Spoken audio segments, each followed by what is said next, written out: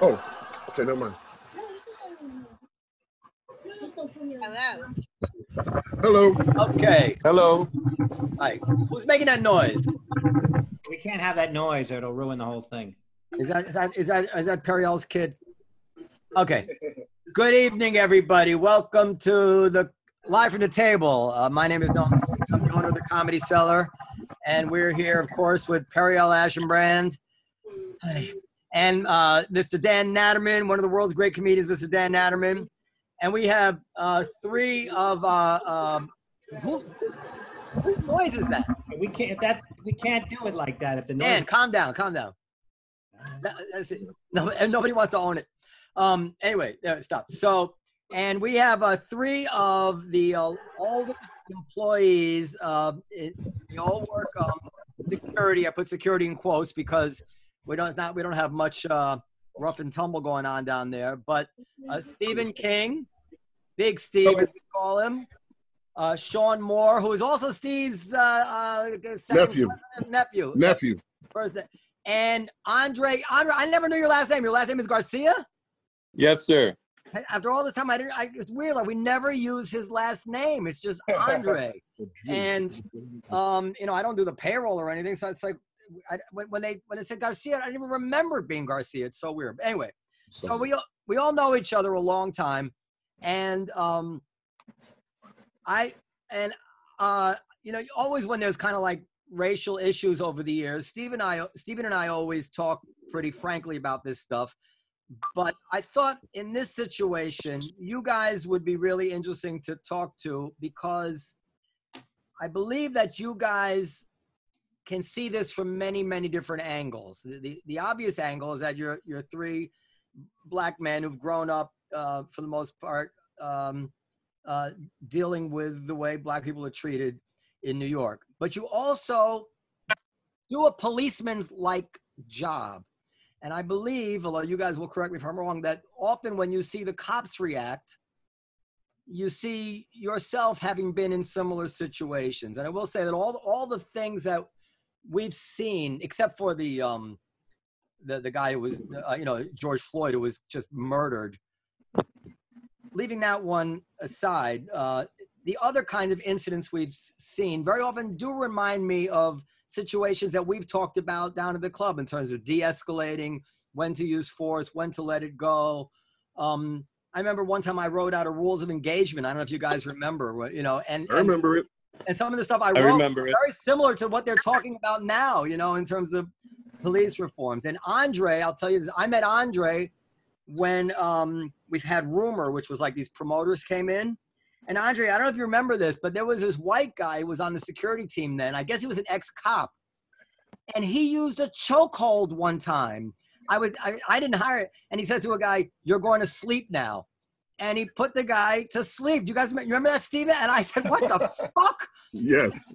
And I had him out of there immediately. But that was my first look at and I thought even then, like, how routine this must be if this guy was doing it to some guy at a club. So having said that, I'm almost done. I also want to say that we're all I don't like when bosses say that, everybody's family, but I would say this, that we know each other a long time, and that at the point where we no longer work together, I believe that we'd all want to stay in touch with each other and remain in contact with each other for the rest of our lives. That's how I would characterize the relationship. I won't put you on the spot, but I do believe that that's kind of the feeling that we have for each other. It's a very, very long relationship. And to people who, for people who are listening at home, and that doesn't mean, we haven't had bad fights or differences, but that makes it stronger in a way. So, and for people listening at home, you might think no matter what's said here, I don't know, I have no idea what's going to be said, that they might say one thing or another because they're worried about retribution from me on the job or whatever it is. And I know if you want to believe that, you will, but I will just say that there is nothing they could possibly say on this podcast that could be worse than the things they've already said to me in person in our fights. And they will, I don't think anybody's worried about being fired for speaking frankly to me after all this time. I hope that's the way you guys feel. Okay, so let's let's take it. So let's start with Steve. In no particular, from no particular angle, what are your feelings during all this stuff going on? Well, I mean, for me, the issue that I have, I've said this before, it's not like this is increasing, like these things are increasing. It's just that we are able to see them as soon as they happen. Some of them we're able to see them as they're happening. Mm-hmm. Like everything else, what makes it so bad is that we see it as it's happening. We see it and no one does anything about it. The powers that be let it go on, or they let it escalate before they decide, okay, yeah, maybe we should bring charges. Like with the George Floyd thing, I've never heard of, what was it, third-degree murder? Yeah. I'd never heard of it. They raised it to second, but at first it was third. They were bringing that, I'm sure it's on the books, but they're bringing third-degree murder. I'm not going to say that, yeah, first degree, simply because that would mean that you would have to prove intent, that he went out specifically to kill this man. But second degree, yes, that's what I think it should be, because no matter how you look at it, he was on this man's neck for 8 minutes or whatever it was. Then you go to the issue of the one, I believe that just happened in Georgia, where the cop shot the guy running away in the back. Yeah. Okay, I get whatever the situation was, you and your partner got into a fight with this guy. You tried to tase him, and you fought with him over your taser. One, how did you let him take your taser? You shouldn't have, if that was your gun, it'd be even worse, because you let him take your weapon, and you should be able to retain your weapon. But then you're chasing this man. He turns, he fires a taser. You know exactly what it was. He missed you, and you pulled your weapon and shot him in the back, when all you had to do was let him go. You knew who he was.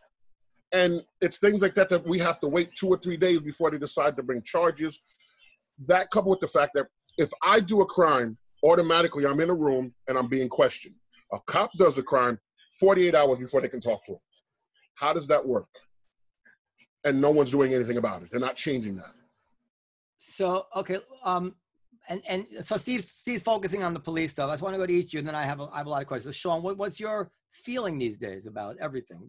I got to be honest with you. I'm absolutely terrified, and that's because I feel like we're at war.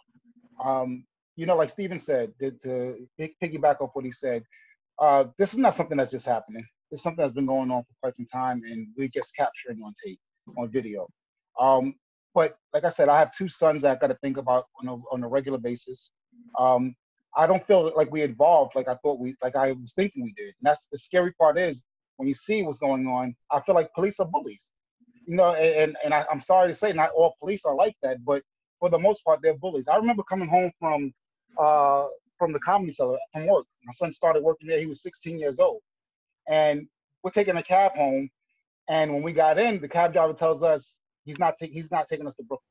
Meanwhile, we're already in the cab. So I told the guy, sir, we're in your cab, please, we're not getting out. We're gonna, you have to drive us to Brooklyn. Fast forward, I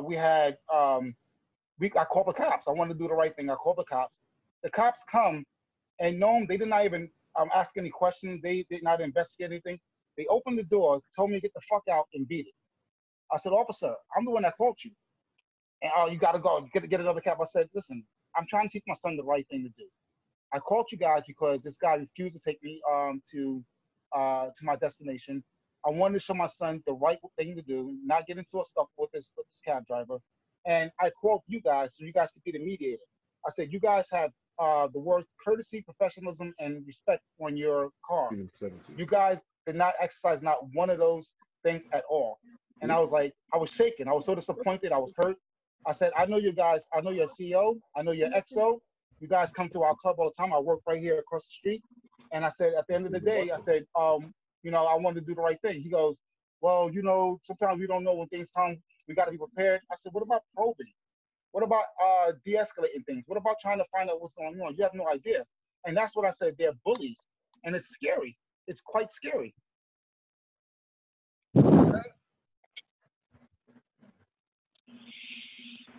Andre? Yes, Norm, I'm here.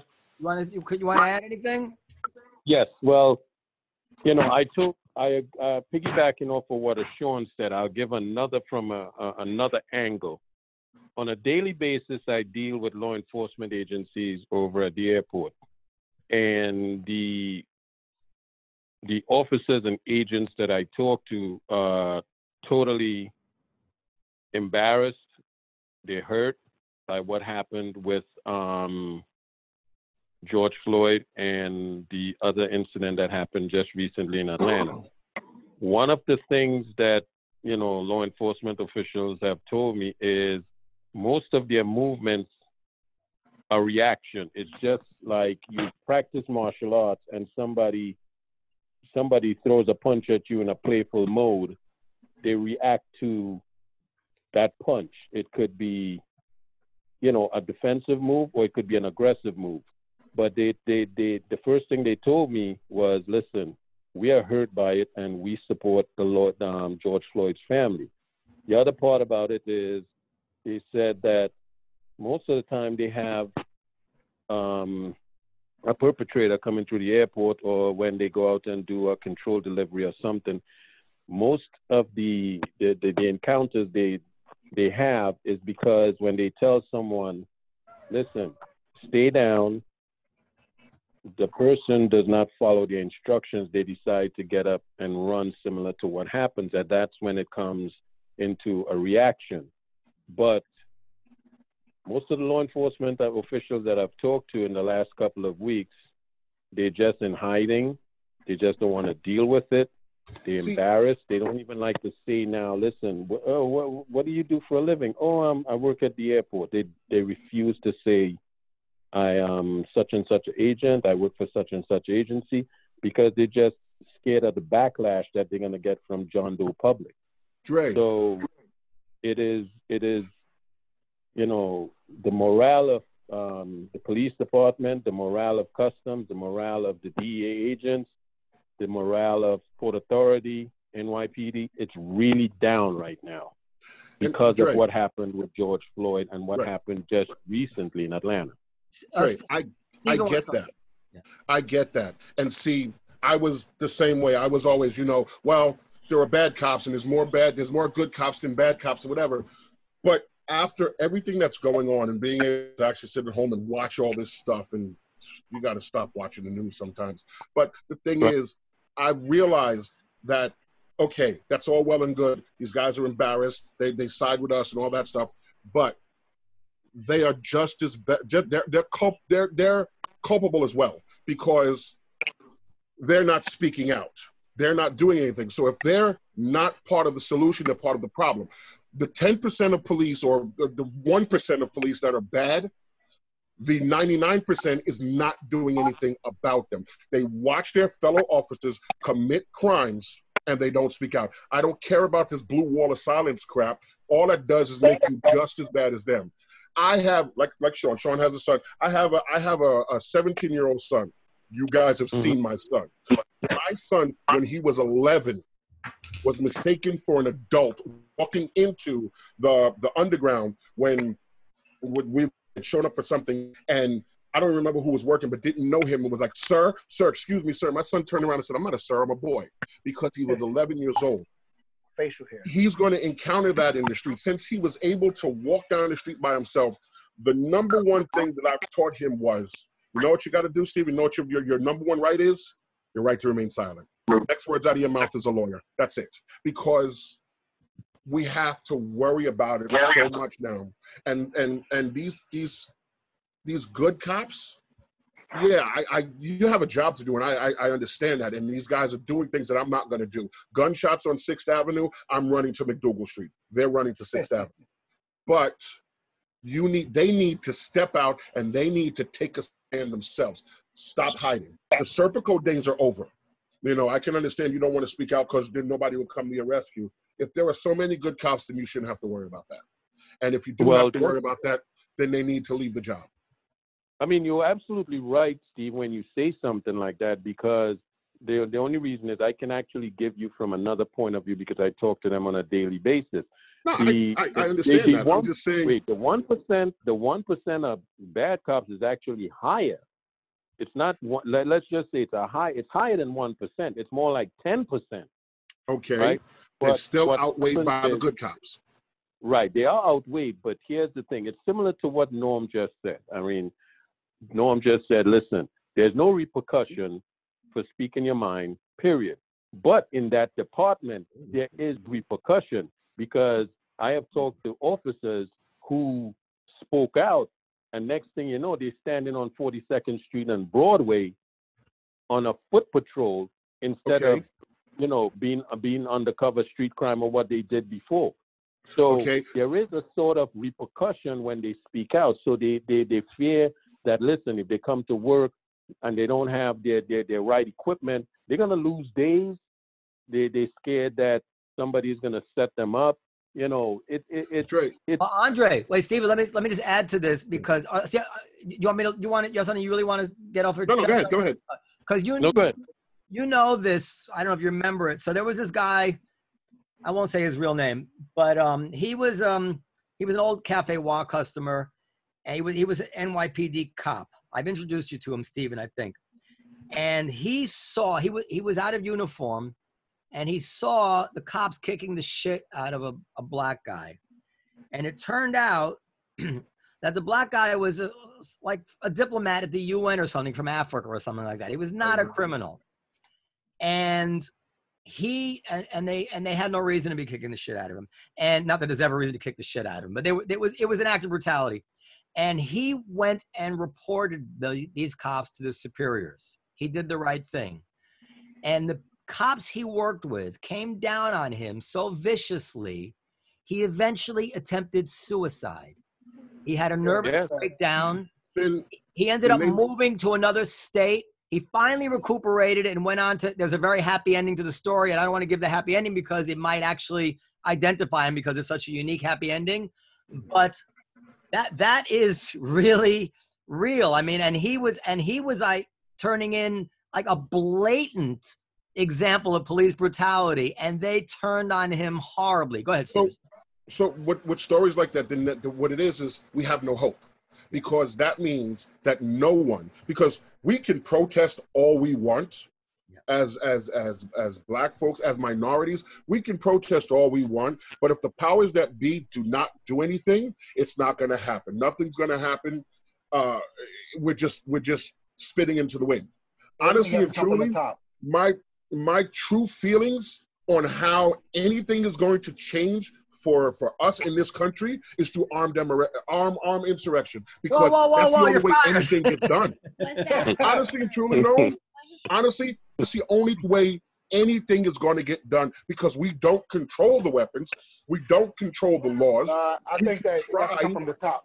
It has to come from the top. But once again, big bosses. You're giving an example of why cops don't come forward. If they don't come forward and report the bad cops, it's never going to change. We'll get instances like the George Floyd thing, and yeah, they'll jump on it right then and there. Then when it gets out of the 15-minute news cycle, it goes right back. Right. So, hold on. Let me bring it. Juanita's here. Juanita's here. Hey, Juanita. So, hi, Juanita. Hi. My friend Coleman, you know Coleman Hughes, the writer. Yes. So he wrote.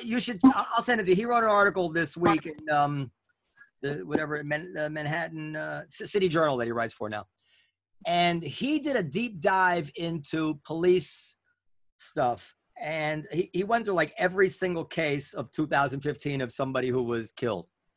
And what he found was that remarkably, for every single story about a black guy who was, treated brutally, there was a story about a white guy who was treated brutally, which says to me something very interesting. Even though it wasn't 2015, even George Floyd, there's a guy named Tony Timpa who was actually suffocated to death under a cop's knee on his neck in Dallas for, 12? We saw the video, 12 minutes. I mean, if we were to get the racism out of it and just bring the times that it happens to black guys down to the level of times it happens to white guys, we would still have a tremendous police violence problem in this country. We have a tremendous police violence problem, period. It's against everyone, but unfortunately, Noam, it seems to me, or whatever, it's a disproportionate thing towards minorities, toward black folk. Well, and you know the what? thing is, At this when point, it happens to black it folks, doesn't matter what color. right? Okay. But when it happens to black folks, it seems to get brushed under the carpet, or they seem to find a way to get away from it. Okay, yeah, he was fired, but if you look into a lot of these cops after they get released from the job, they get their pension, or they go to another police force in a different country, in a different state. But the problem that we're having, Noam, right now, is what you just did, or what that article is doing, is this isn't a Black Lives Matter thing. This is an All Lives Matter thing. That's not what we're talking about right now. No, that's not the issue that we're burning right now. No, that's not what I would never say the All Lives Matter thing. That's not, and I'm happy you said that because I'll give me a chance to clear that up. That's not what I meant to do. What I meant to do was to bring this home to listeners of all races if they think that this is not a problem which affects their people or whatever it is, for them to understand that this is there's a lot of data out there about killing, which implies that the killings are not weighted on race. Not about day to day. There's a lot of data that says that. How do you describe it, Dan? In lower level violence, roughing up, all sorts of. It is physical mistreatment. Yeah, a lot of physical mistreatment is clear from the data. It happens to black people more than white people disproportionately. It's not clear from the data that actually there's more killing of black people than white people. But either way, whether you believe the data, don't believe the data, what I'm trying to say is that don't get too caught up on that issue, because however you want to look at that issue, there's a lot of killing. There's a lot of violence coming from cops. Yes, but it's not. And there's really two issues. One is the racism issue. And then there was also that even if we clear up that racism issue, which could be defined by getting it down to the level that it happens as white people, well, no, we still haven't cleared it up, because even once we get it happening to all races at the same amount, that doesn't mean the problem has gone away. The problem is significant, even if you make that much progress. That's what I was trying to say. But that's not progress. Even if it, I get what you're saying. Even if we do get an even thing where it's happening to both races or whatever, no, that's a problem, period. It's especially a problem when it happens and nothing is done about it. There's no consequences. The thing is, like you said, the violence toward, or the harassment toward minorities is more so than non-minorities in this country. And we see that, right? We've all seen that on the street. Yes. Now, the thing is, I personally haven't really experienced it. Other than from the normal person, not from the police. From the normal person, I've had old white women cross the street when they see me. I get into an elevator, they go into the corner, or I'm on the train and they get There's to no room but the corner when you're in the elevator. I'm just saying, I don't usually experience it with the police simply because of my size. Now, I have been pulled over because I was driving while black. There was no reason for them to pull me over. But then when they meet me, it's like, oh, wait, this is a totally different black guy. But walking down the street, I've never been, oh yeah, you fit the profile. No, never happened. I've never been stopped and frisked, and I've walked down the street all hours of the night, because of my size. But overall, I have a lot of friends, Sean included, that just get stopped for no reason. What about you? Juanita wants to say something. Yeah, I wanted to say a few things, but a few things. All right, kick back, everybody. No. Noam and I were having this. We have this discussion at home all the time now, and I feel the way that Steve feels, and because I think we grew up in a different environment. I'm from Brooklyn, like you guys, and I think we see that harassment a lot more and in a different way than these guys would, because we're from the hood. It's different. Okay? It is different. So that's why I get so upset, and I feel like, yeah, we're being targeted. But when you come outside of that community, you see it's such a big world, and you actually see that they're actually doing it to everybody. There's a different perspective. But I understand how I feel the same way. That's my first reaction, right? I'm always like, they did that because I'm a colored girl. Noam's like, no. He gets to us. Wait. I say, Juanita, did you make the right turn? I said no right turn. Yeah, I did, but that's not the point. Like, Juanita, I don't think the cops are like chasing Indian women. No, like, but that's not my point. My point is I always feel like they talk to me differently, or I feel like I get a different kind of treatment. And not just by the way I look, because I have that deep Brooklyn accent, also by the way that I talk, you know? I'm sure that's true. See, and the thing is, I was going to say, that's another thing of profiling, because even when the white folks get harassed for no reason, it's usually how they dress. Wait, shut. How You they remember are when talking. Steven, do you remember when it happened to me? Yes. Magnetic. So Yes. I remember that. That was rough. And it happens. Like I said, it's never happened to me. It happened to me bad, and I was not, and I was the owner of the place. Right, I was up against that wall, and he was tough. I remember that. I remember that. But my white privilege in that was that I was able to call up the precinct, and the guy got reprimanded. There was a video. No, did you see that video I sent you of that Baltimore cop? That was sort of an ex-cop from Baltimore, and he was saying that there's almost no way to drive down the street without committing some sort of infraction that could justify a stop. So if a cop wants to stop you, he can come up with a reason, whether you didn't we know that. put a blinker on because you changed lanes without a blinker or something of that nature. Last year, I had gotten off of work from the Comedy Cellar. I get off to work at Comedy Cellar at 2:30 in the morning. I went around the corner just to say what's up to Daniel and Soiree, and I was going to leave. But they were having an issue with a guy in the back who was not supposed to be allowed into the bar, but Soiree didn't know that. So I went in to talk to the guy. He knew he wasn't supposed to be back in the bar. We had to put him out. In that time, an incident happened at the pool table that I had to deal with. So I was inside for 45 minutes dealing with these two incidences.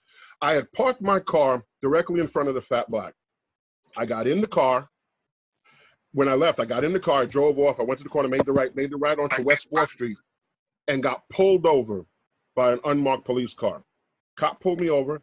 I gave him my information. I asked him why I was being stopped. He said to me, he was pulling me over because I was illegally parked on West 3rd Street. I said, illegally parked in front of the Fat Black Pussycat? He said, yes. I said, that's a legal parking spot after 10 o'clock. From 10 o'clock to 8 o'clock, you can park there. Between 8 and 10, you can't.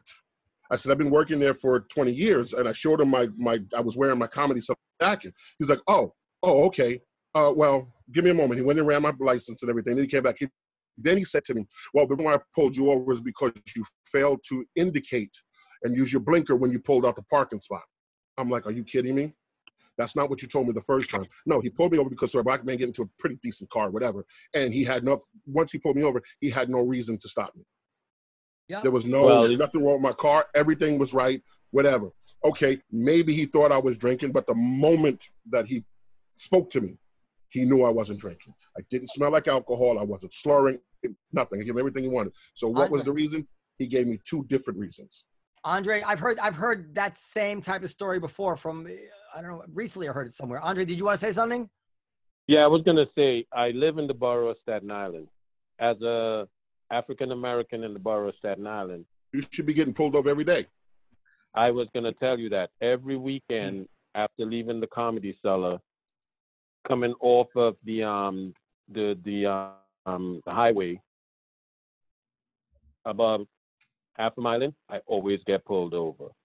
And they run your plate, they keep you, they basically keep you there.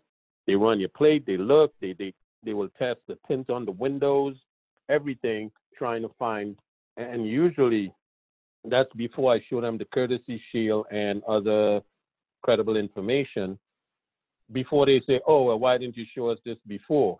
And then they would let me go. So me as an immigrant coming to this country, ever since I've been here, I've always encountered a form of racism and bullying.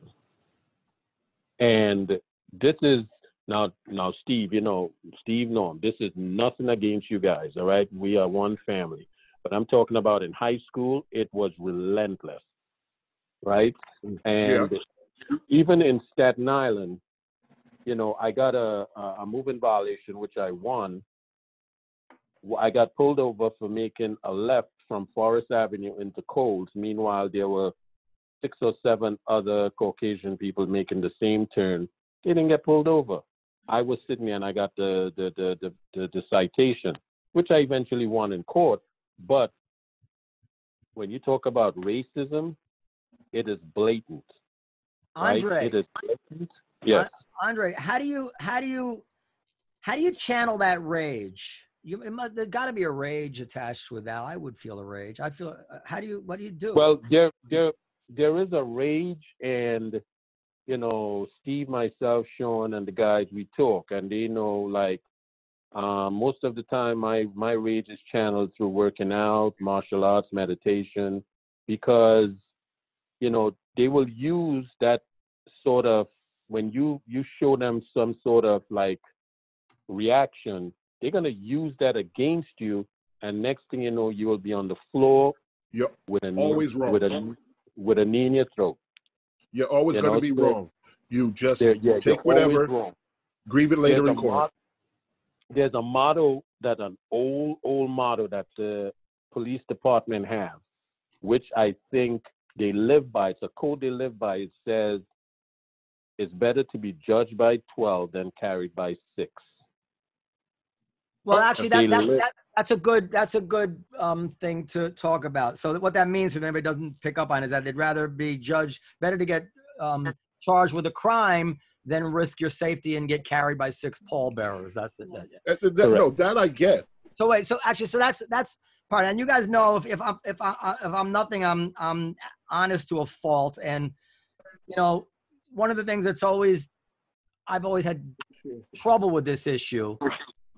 Is trying to figure out what comes from the almost inevitable result of the higher rates of violent crime in certain neighborhoods and certain communities, and what could be without it. For instance, I was against stop and frisk, not because I thought the intention was racist. I mean, we know the crime stats of shootings and stuff. We know that, but that because I know guys like you, I just thought the price was too high to pay to have a whole community of people living under that humiliation of being pulled over, even if the cop is nice, but usually they're not nice, right? And usually you have stress. And I mean, I go through when I'm pulled over, like, is this going to be okay? Is it, and usually they are okay, but from time to time they find a way of letting you know that you're under their thumb, you don't fuck with me. And to go through that 10 times a year, even in good faith, because there's been shootings or whatever it is, is a very, very high price for the law-abiding community to pay to do it. But still, that does get weighed in some way. And I'm wondering, do you ever look at it from that side and say, well, but this is a bad neighborhood, I mean. Well, they did a study on that. They had a documentary on these cops. It's like I forgot what they call it, something like the Police 12 or something like that. See what?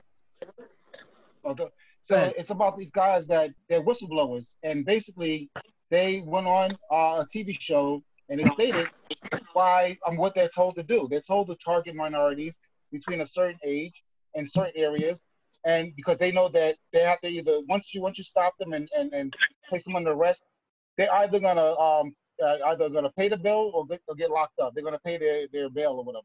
It's a money generator, and they said that, and they are tired of it, and they said, you know what? We started doing this police. So once they aired the documentary, they started getting backlash from it, and it was terrible for them. So now let me ask you guys a question. By the way, I have just slowed down here the Atlanta shooting because I want to use it as a launching off point, and I just slowed down the few seconds of the shooting. So I'm just going to show it. Andre won't be able to see it, just so that we can talk about it because Stephen referred to it before. So you guys can see that, right? Yeah. I see it. Yeah. He's running there. The guy turns. Wait, he's about to turn. He fires the taser, boom, and now the guy returns fire like that. And that all happens, and he's about to fall. That all happens. This is a 25% speed. So that all happens in like a second and a half. No. Wait, hold on. So to be clear, and then I want to talk about it. As you can see there, he shoots him in the back, but he's actually, and my thinking on this is not what you might think from the way I'm presenting it. So hold reserve judgment. So even though he's got shot in the back there, you can see he's actually pointing the taser at the officer. Now, I at first thought, well, he's pointing the taser at the officer, and if he tases him and he becomes incapacitated, then anything could happen to the officer. But then I heard, I didn't realize this, I should have known this, that once the taser is fired, it's no longer dangerous. It's spent. Nope. So then essentially the man is unarmed at the point when the taser has been fired. So then at that point, you say, well, he shot an unarmed man. But then there's another question. You say, well, it happens so fast. Is, you know, did he already make the decision to fire when the guy was shooting the taser? You know what I mean? Like, you need a neurologist to analyze that. Okay. But then it all, well, I know I'm talking a long time, but then it all reminds me of something that I want to ask you about. And then you say you can take it any way you want.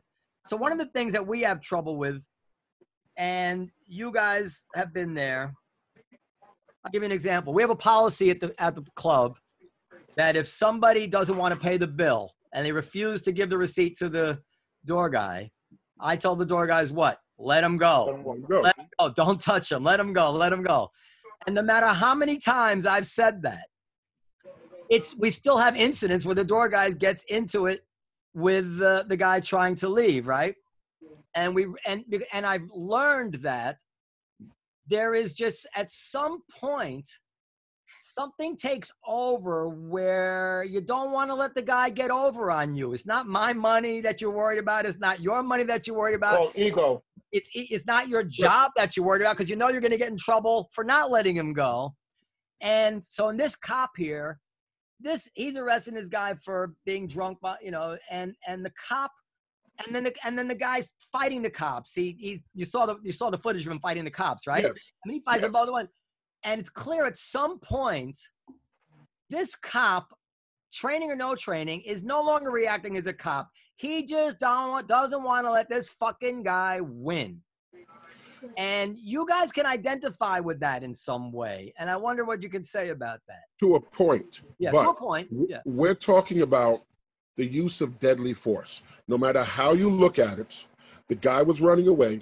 You fired a gun. Yes, the taser. Once that taser is fired, you have to reload it with another cartridge. So once it was fired and it missed, there's nothing that could happen after that. But it's pretty instantaneous, Stephen. It's pretty instantaneous. Yes, and it was a split second decision. I've never had to make like that, but I do make split decisions that say, "Don't hit this guy," even though no matter what, I want to hit him. Yeah. This guy pulled the gun. No matter how you look at it, he knows in his mind, no matter how angry he is, I kill this guy, he's dead. There's no coming back. There's no explaining. There's no such thing as a warning shot in any police department in the United States. You can't do that. It's either shoot him or you don't. So let me show it. Let me show it in real time, just so. No, I know how fast it was. I saw it. I've seen it a number of times. It's for people. It's for people. No, people are watching it. You know. Yeah. I mean, so I just showed it in real time, just to see how fast it goes. And taser fired and shot. That's it. That's how fast it is in real time. So it's not clear to me. And I know this will be in the case whether or not you can actually, I mean, what I think is the mistake is, and you guys can, this is exactly what I would have said. I would have said, let him go. You have his car. He's not dangerous. You didn't pick him up for trying to murder somebody. You picked him up for being drunk. Just let him go. Or just keep chasing him. Now, you're going to catch him. Let him go. But what I'm saying is, you pulled your weapon against, it's like, okay, the guy has a stick. I'm going to pull my gun. I'm 30 feet away. He's got a stick. I'm going to shoot him because I fear for my life. Really? Yeah. You see what I'm saying? I can see if it was a knife. Let me tell you why I disagree. I'll tell, and then we'll let Juanita in. I think he needed to let him go. You know why? Because the truth is, I don't expect the cop to get tased.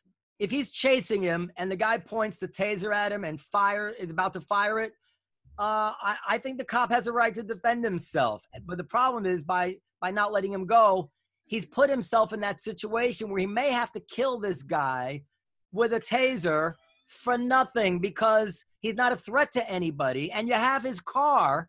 So you You understand? know who he is. What's that? I said you should go because you know who he was. The Yeah. point It that wasn't like he was brought up- unknown.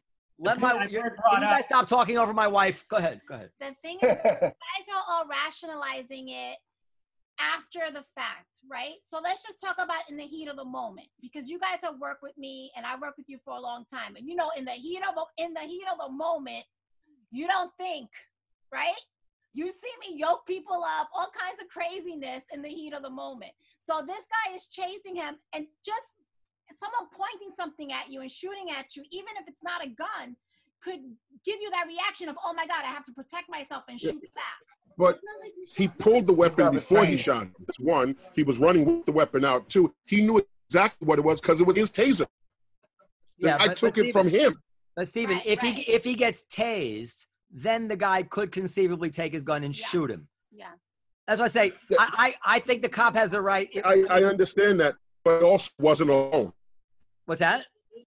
He wasn't alone. That fight that he had when he was wrestling with the guy, he was wrestling with the guy. His partner was involved in the wrestling too. It was 2-on-1. I have trouble with saying to an officer that if a guy resists arrest and punches you a few times and grabs your weapon and then he points it at you, that you can't take out your weapon. I have trouble with that. But what I do think No. That's different. That's different. No. If the guy has an actual weapon, if the guy was able to take the cop's weapon and the cop was able to grab his back, that's a different story. But we're talking about a taser. The cop knew exactly what it was. Not only after the guy fired, the guy turned around and ran. He continued running. Yeah. He shot him in the back. He shot him in the back. But No. I played football for God knows how many years. Sean knows this. We teach this when we teach the kids. If you can't see his face, you don't touch him. In other words, you don't hit him in the back. No, but from what I can tell, now maybe is that he shot him in the back, but while the guy was still he was running, but had his neck twisted and pointing the gun backwards. Okay. So usually when you say shot him in the back, like that guy in South Carolina, the cop shot him in the back. It's when, the guy's usually shot in the back is shorthand for he was no threat to you whatsoever. That doesn't seem. Now maybe I'm not perceiving it right. Yes, No. Steve, just to make a point similar to what Juanita said when we first started talking about it, it was reactionary because he's running, his training took over, and the first thing he did was muscle memory, grab and shoot. I'm not saying it's right, but I understand what Juanita is saying. It was reactionary. But my issue is wait, Sean. Steve, when you're in the heat of the action, and somebody just turns and looks at you, the first thing your training does is take over. Yeah. And what his training, you're gonna draw and fire. Right. His Why training guys, in the why middle are of the these guys on like hair trigger responses? Like, isn't their fucking job? right. Periel, hold on. Let Stephen talk. Yeah. Okay, listen, just to be fair. But his training said when they first got into the encounter and got into the physical altercation, your taser, because the guy doesn't have a weapon. Right. They had already frisked him. They already knew he was unarmed. So his training said, use your taser to incapacitate him. Yeah. The training says, okay, he has a taser. He has a non-lethal weapon. I'm sorry. It's not non-lethal. It's less than lethal weapon. Right. Shoot him with a lethal weapon.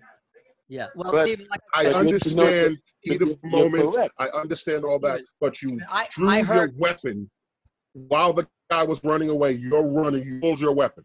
Well, There Stephen, was no No, need we're for not that. saying saying it's right. We're not saying it's right at all. But I'm just showing you what Juanita said, and what our training does is the same similar situation. We're not saying it's right.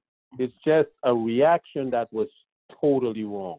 So Right. Stephen, from what I've read, I think that you can pull a gun on a taser. I believe a cop has the right to pull a gun on a taser.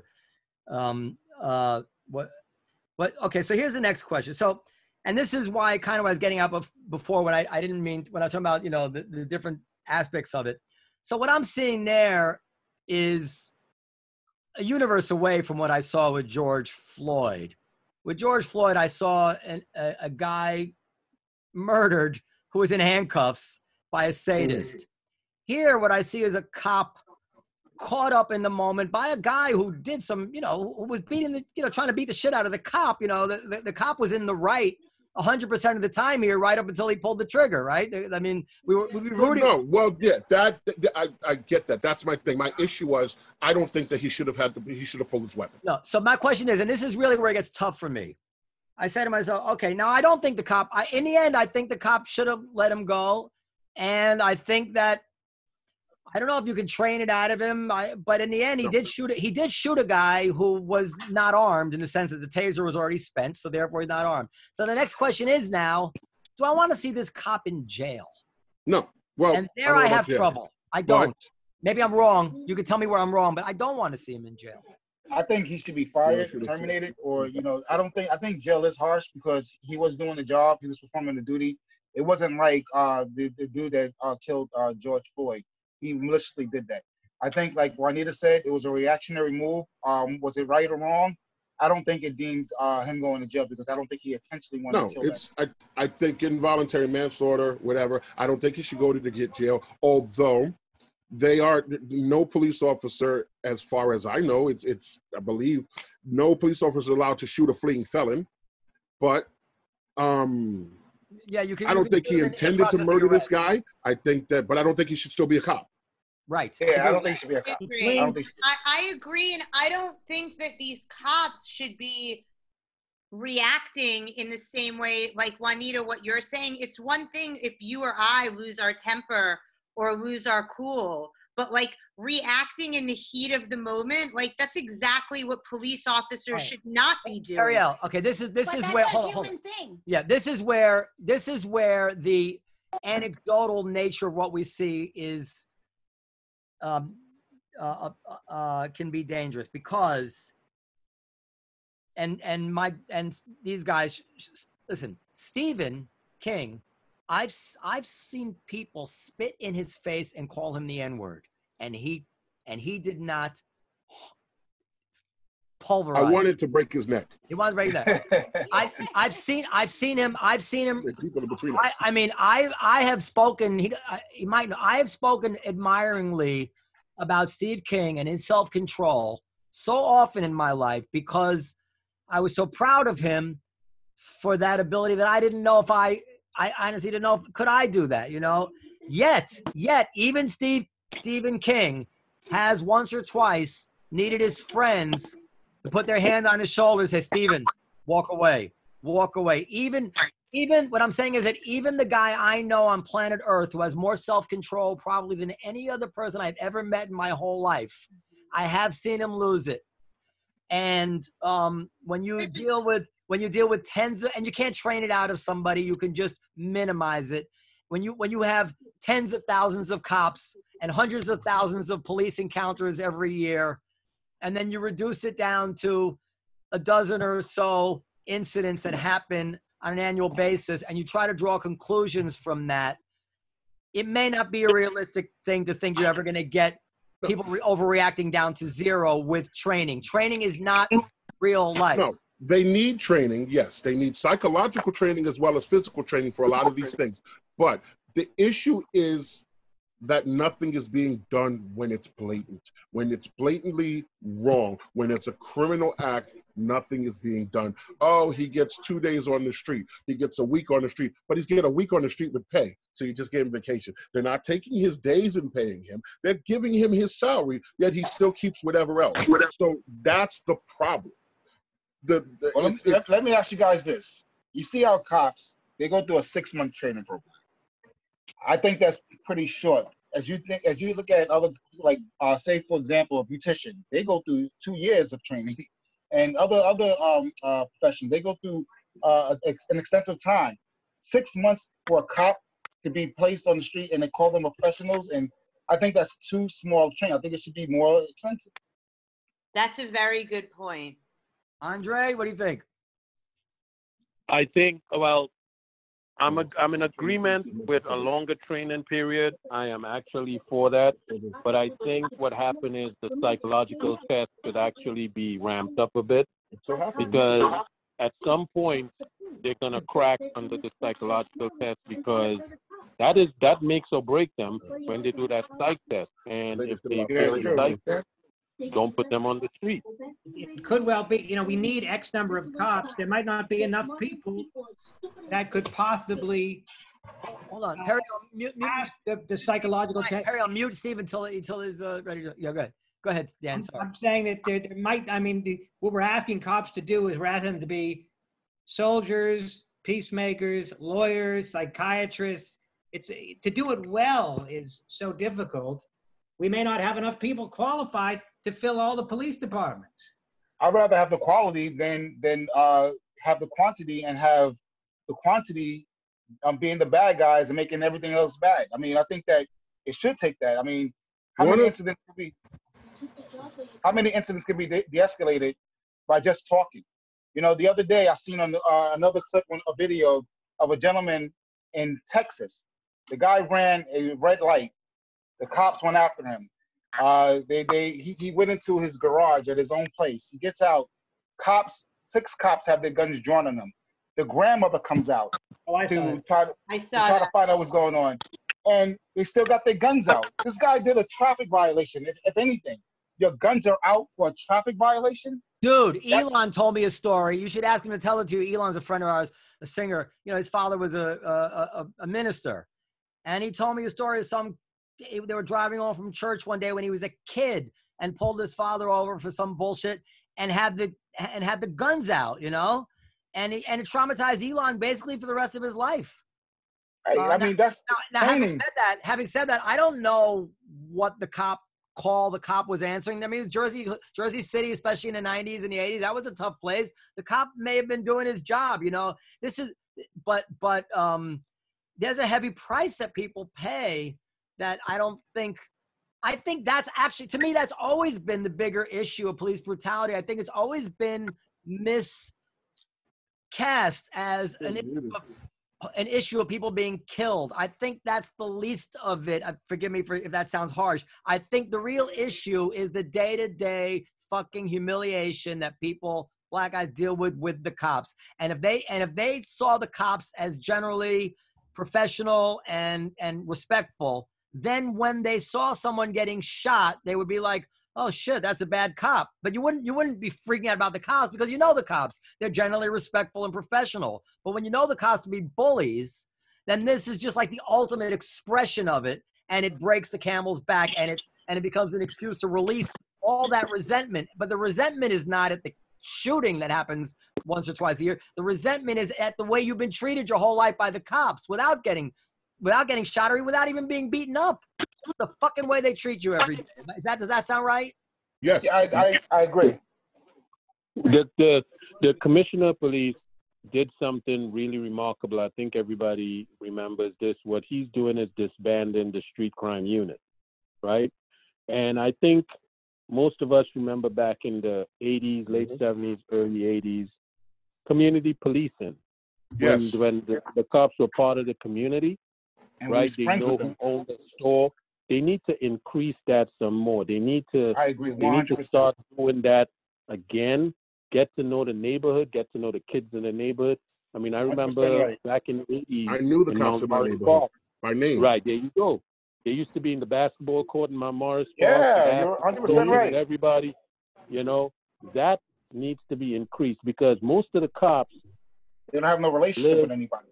They have Another no thing relationship with anyone in the city they work in. They live in the Long Island areas. They live in the upstate areas. They know the people up there, but they don't know the people where they're working. Mm-hmm. So Hey, let Juanita talk real quick before you go because she's been waiting to talk for a while. Yeah. Yeah. I agree with everything that Andre is saying, and I think he hit on something that people are not talking about. Because even these city jobs, police officers, down to nurses, all these people who see these kind of trauma every day, it's not just there should be an ongoing psychological assessment. There should Yes. be Right. a quarterly assessment for these guys because they're I agree. dealing with all kinds of craziness. For wives too. Okay. I agree. So, and the other thing is, like, they're fighting for this defunding the police. I think it's so idiotic. What we really need to do is de-unionize the police, and they need to not police themselves. Oh, this is great. So defund the police. So what That drives me crazy. hold on, Ezra Klein, who was this like a left-wing egghead, right? He's a very, very smart guy, but he's like one of these typically totally sheltered guys. He wants, when there's a fight, he saw a fight between two homeless guys who were kicking the shit out of each other, he wrote. And he said he wanted to call the cops, but he was afraid of how the cops might treat them. So he chose not to. And he said, I wish I could just call out a mediator. So how do you guys feel if the next time we have a bar fight, and instead of that we defund the cops and start calling out mediators? Is that, what do you think about that, guys? The mediators are going to end up shooting people. They're going to show up with guns. Yeah. Can you believe how stupid? And this is where real life. They only have two cheeks. People are so stupid. I mean, we are all very lucky, all of us. I say this all the time because our life experience and the way we are with each other, we actually know a lot about we can see this from a lot of angles. That's why I really want to talk to you guys, because you guys can see it from the angle of being scared, of fighting somebody, of getting carried away, of calling the cops, needing the cops, but fearing the cops. Like you guys get all that. And my life, but some of these writers, Black people are literally something they read about in books and newspapers. Like they don't have any life with Black people. They think that all Black people want to get rid of the cops. I'm like, I didn't speak to you guys. I know you guys. I mean, you could tell me if you do want to get rid of the cops. No, No, not at all. I mean, the notion they do keep back the chaos. I'm about to call the cops in 5 minutes. These guys outside my door, so I know. I mean, the notion that they would think, oh yeah, Black people want no more police. No, they demand a correct police department, but they still need somebody when they're in trouble. It's so funny because my white friends, they're basically like shocked. Like, the term woke.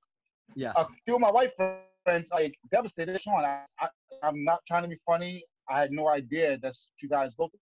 And I actually tell them all the time. There's one guy in particular.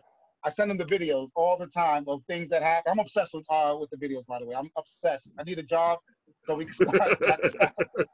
But I'm obsessed with YouTube and watching all these videos, not for the purpose of being angry, but for the purpose of seeing what's going on in the world and what's going on in other places. New York is not as bad, guys. It's really not as bad as the other states like Minnesota and all those other guys like that. But at the same token, my white friend was like, Sean, I really did not have any idea. I didn't think it was as bad. He goes, now I'm actually seeing what's going on, and it's not right. So more and more people are starting to be understanding about things. What about your son, Sean? Has he had any bad experiences? Yes, he has had a few bad experiences. That's why I'm so terrified. I'm terrified. He had a bad experience when he was driving to school, but actually it turned out good. The cops pulled him over. Sean says that he always keeps the name of his college on the car. He makes sure that he follows the instructions, keep his hand on the steering wheel when he gets pulled over. But you got some guys that's good cop, bad cop. And one cop in particular was kind of rough with them. And the other cop recognized that, this guy is a student at SUNY Westbury. Found out he was in a fraternity. And in order to be in a fraternity, people know that you got to have a good grade. You have to make sure, you got to do a lot of things to get into the fraternity. It's not like, you just take anybody off the street. So the guy was like, hey, what fraternity you in? And it turned out to be a good thing. But my son said he was terrified. Can you imagine getting that phone call that your son got pulled over and was thrown down and needed to his How much better are Black cops than white cops? And then, sorry, Periel. You know what? I got to tell you something. Black cops are bad too. There's a lot of Black cops out there. You agree with that, Stephen? Ice Cube said it, Black police showing out for the white cop. But yeah, they can be, sometimes they go a little overboard. And they don't always do it as in like, oh, you do it. No, it's like, yo, brother, you're supposed to, I'm not your brother. Because if I was your brother, then you know that that's not me. I'm not the guy you should be pulling over. Nah, black cops are bullies too. What about you, Andre? What's your feeling? I agree. All right, black cops, similar to the point you made earlier, they're trying to protect themselves and don't get chastised by their fellow officers. They're gonna follow whatever the locker room says. That's what they're gonna do. Right. You know, they don't want to be left alone in a gunfight, or they don't want to be left alone in a dark alley. So they're gonna follow their white officers. Periel? I mean, to me, all of this is very disturbing. It's disturbing that white people are surprised to see that this is going on. I mean, I grew up. They'd be surprised at your problems too, Periel. But you know, one of the things that I find particularly insidious is that white kids don't have to think about the things that your son Sean is thinking about.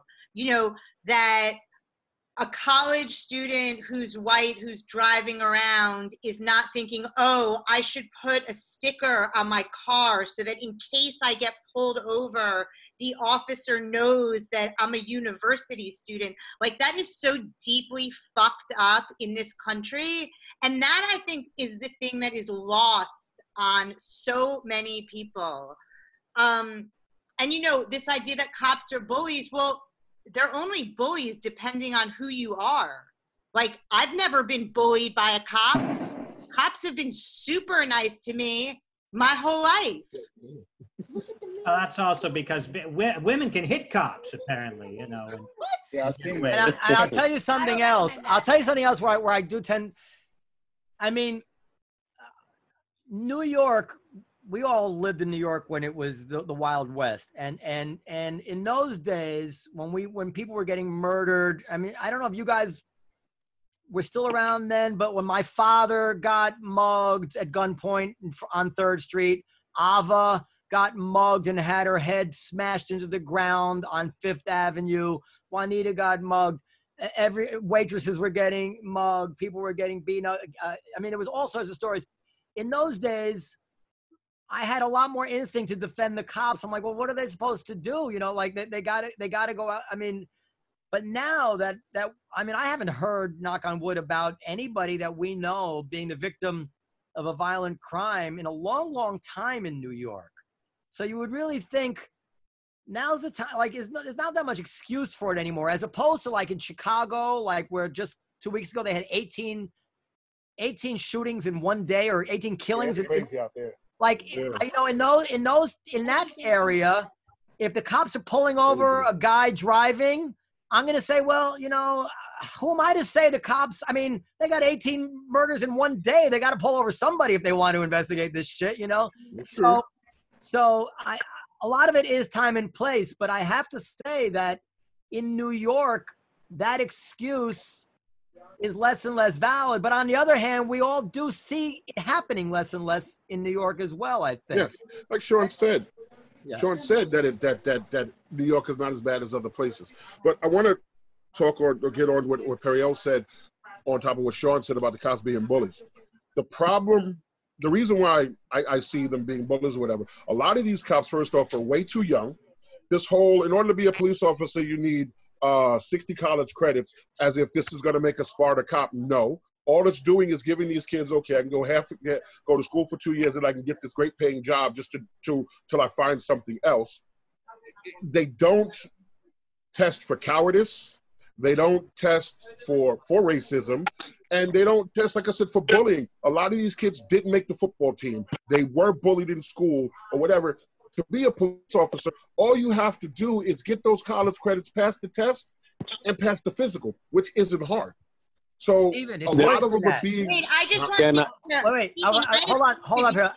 It's worse than that, Steven, because a lot of these people become cops because they want to bully. Yes. It's attractive. Yes. And my thing is, if you look at, I think that they should allow older people to become cops. They have an age cutoff, and the age cutoff 35. Is like, yeah. I listen. If you are a 40-year-old man and you are capable of doing physically what the 20-year-old did, that physical and all that, why can't you become a cop? I think that guy, if testing is right, is more level-headed. than the 22-year-old Yes. who you're going to take, who grew up in Staten Island in the suburbs of Staten Island or whatever, and stick him in the middle of Brownsville. Okay, let's wind Let up me with ask, this. let me ask, can I ask the panel a question? So, Yes. according to what, I mean, I totally agree with it.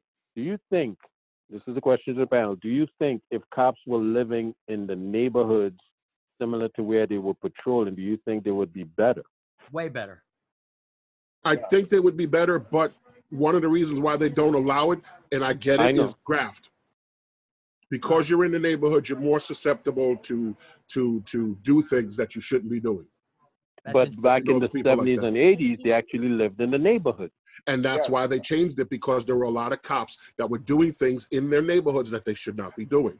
Well, that's interesting. Drug dealers. Now they do it in other neighborhoods that they shouldn't be doing. Steven, that's very interesting, because we might have traded.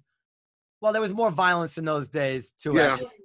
But listen, here's my. I want to wind it up because we're over time. So we all know, like, the cops that we call when we're in trouble, and we depend on, and we're friendly with, and they hang out, and they're good guys, and they might hear this, and they might be mad at us for some of the things we're saying. So what would you want to say to those cops that we know if they heard this whole conversation? Would you want to say, just... Well, to be honest with you, the cops that I know, they're pretty much well-grounded. These guys grew up in the hood, like Juanita said. They're familiar with it. They're the guys that was victims. Actually, I have cop friends that are victims. They get stopped themselves, and they get very pissed off. What I would say is that to the cops that I know, guys, I'm definitely not talking about you guys.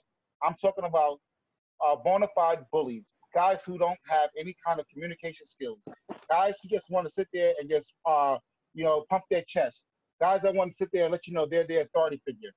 Those are the guys I'm talking about, not the guys who actually go out there to put the uniform on. We appreciate you guys 110%, guys. I'm not actually directed to you. It's to the guys that are bullies, they call themselves being feared. They call themselves being scared. Do another job. Yeah. Yeah.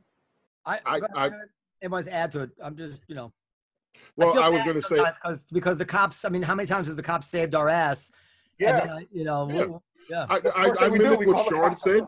I just want to add. I think that those cops and cops like them, they need to somehow find a way to seek out cops like them and somehow voice or find a way to voice what they see that's going on. If you see something going on, find a way to report it. If you could do it anonymously, if you could, whatever, but somehow find a way to clean that up.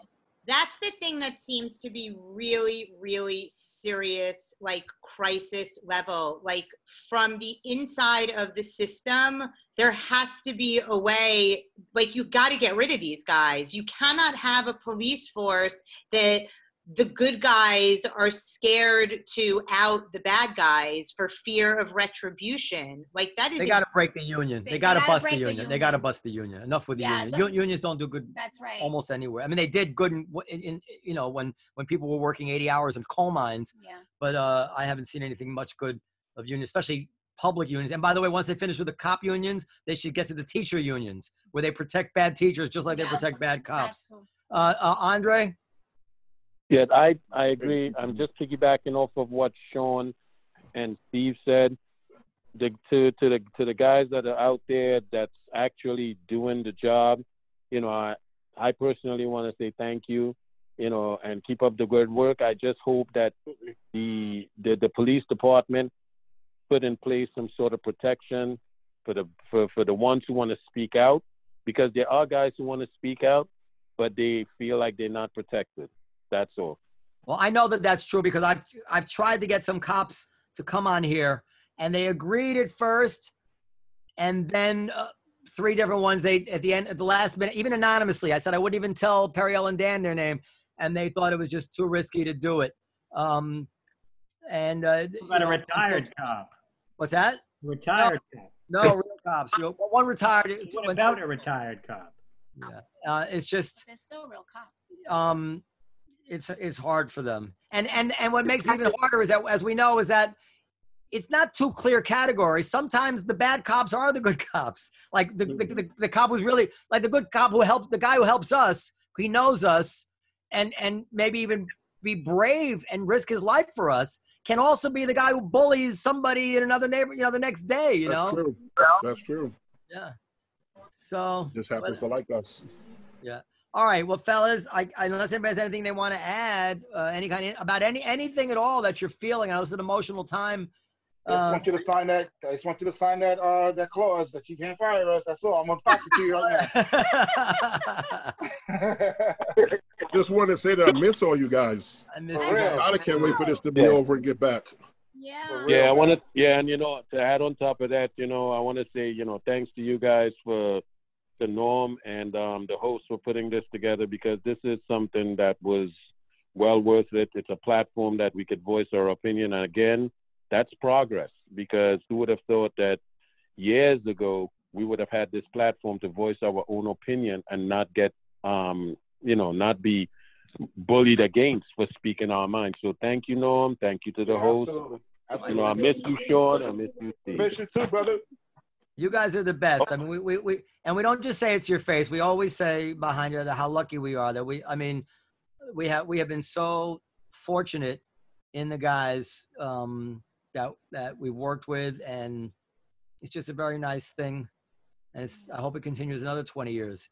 Steven, I don't know, I don't know what we're going to do. We have to prop you up at 80. Yo, Steve, here's the Geritol. You guys Take it now. You do realize that Dre is older than I am, right? I didn't know that. Yes, Dre is older than me. But I look better than you. Oh, wow. No, you see better than me. That's about it. Steven, Dre is stronger than all of us too. Come on now. You see all of this silver? I'm dead sexy. Look at me. Hey, Steven, how many IDs you think you've checked in your life? Oh my God. Oof. Steve, we're actually the same age, okay? Steven, Okay, Dre. Dre, you're 61. Okay, and you're 61 too.